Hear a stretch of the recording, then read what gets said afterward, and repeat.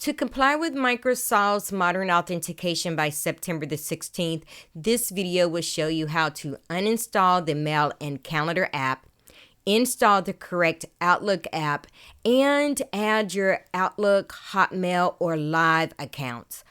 On your Android device, press the mail icon that you use to access your Outlook mail.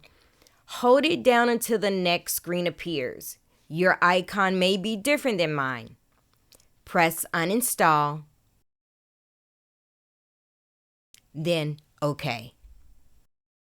This will not delete your account, only uninstalling the application, and we're going to reinstall the app. In the search bar, type Play Store and choose the Play Store icon.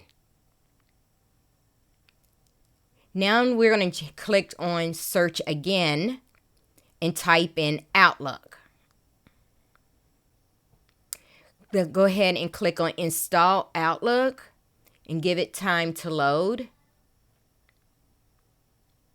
We're going to open it, click on Add an Account, and enter in your email address only for Outlook, Hotmail, and Live accounts.